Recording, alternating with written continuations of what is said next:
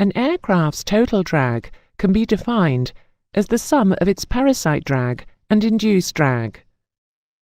This lesson examines the essential aspects and significance of total drag. If the curves for parasite drag and induced drag are plotted together, you can easily see the predominance of induced drag at low speed and of parasite drag at high speed. If the two sets of values are combined, we get a curve for total drag, a shape with which you will become very familiar. Because of the way that the two component types of drag vary with speed, the speed at which total drag is at its minimum occurs where the induced and parasite drags are equal. This minimum drag speed, usually referred to as min drag speed or VMD, is an important reference for many aspects of aircraft performance. Range, endurance, glide, maneuver, landing and takeoff performance are all based on some relationship involving the aeroplane total drag curve. Since flying at VMD incurs the least total drag for flight with lift equaling weight, the aircraft will also be at the angle of attack for the maximum lift-drag ratio, LD max, which is around 4 degrees. It is important that you remember that LD max is obtained at a specific angle of attack, and also that the maximum lift-drag ratio is a measure of aerodynamic efficiency. On this subject, it is worth noting that if an aircraft is operated at the LD max angle of attack, drag will be at a minimum while generating the required lift. Any angle lower or higher than that increases the drag for a given lift force. More drag requires more thrust, which is inefficient and costly. You should also note that if IAS is varied, the lift-drag ratio will vary.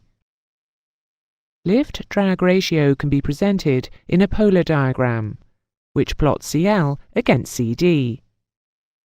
This shows the CL increasing initially more rapidly than CD, but ultimately CD increases more quickly.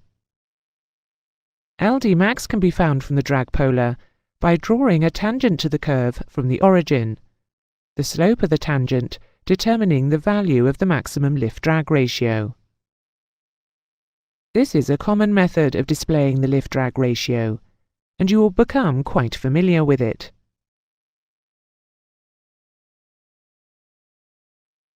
As fuel is consumed, gross weight reduces, requiring less lift and reducing induced drag. The effect on total drag is that the curve moves down and to the left, as total drag and VMD are reduced. If the aircraft is operated at a higher weight, the curve moves up and to the right, as a result of the greater induced drag, and VMD occurs at a higher IAS.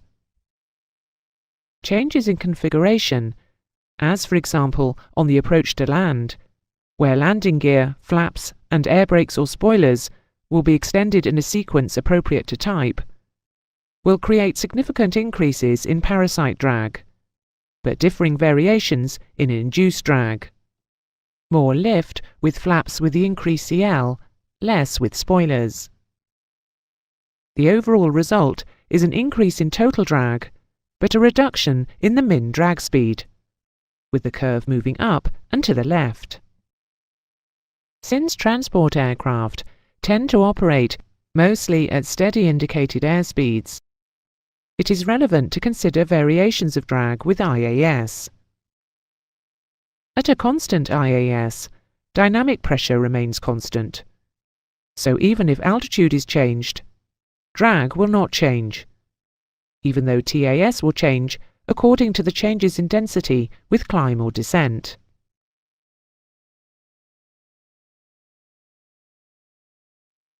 For an aircraft to be in steady flight, it must be in equilibrium. That is, with no out-of-balance forces or moments. When it is trimmed to fly at a steady speed, thrust and drag are equal. Therefore, when an aircraft is in steady flight, it can be said that the terms drag and thrust required are essentially interchangeable, so that when considering a total drag curve, it could also be looked at as a thrust required curve. For an aircraft in steady flight, if there is a change in speed without a change in power or thrust, the thrust available, there will be either an excess or a deficiency of thrust available, depending on the trim speed.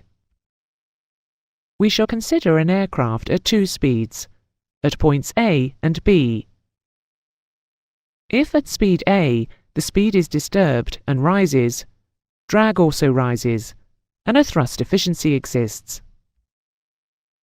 The aircraft then decelerates and settles back at its original speed.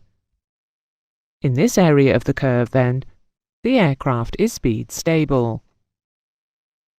Similarly, if the aircraft were to lose speed, drag would decrease, and the aircraft would regain the lost speed. Considering the aircraft at speed B, if it gains speed, drag decreases, and with an excess of thrust, the aircraft's speed will continue to drift up to VMD. In this area of the curve, the aircraft is speed unstable. Possibly, the most potentially hazardous situation occurs with a speed decrease in the speed unstable part of the curve, as the aircraft would then tend to decelerate further unless the deceleration is rectified with a prompt and generous application of thrust. Flight in this region of the curve is often referred to as being on the wrong side of the drag curve. Thinking back to earlier in the lesson, you will remember that lowering gear and flap and extending speed brakes lowers VMD, which has the benefit of extending the speed stable region to the left. Indeed, some aircraft fitted with air brakes routinely fly approaches with brakes out for that very reason. Finally, you will notice that the curve either side of VMD is fairly flat. In this region, the neutral IAS area, there is no distinct tendency to either speed stability or instability. However, the general rule to remember is that above VMD, the aircraft will be speed stable, and below it, speed unstable.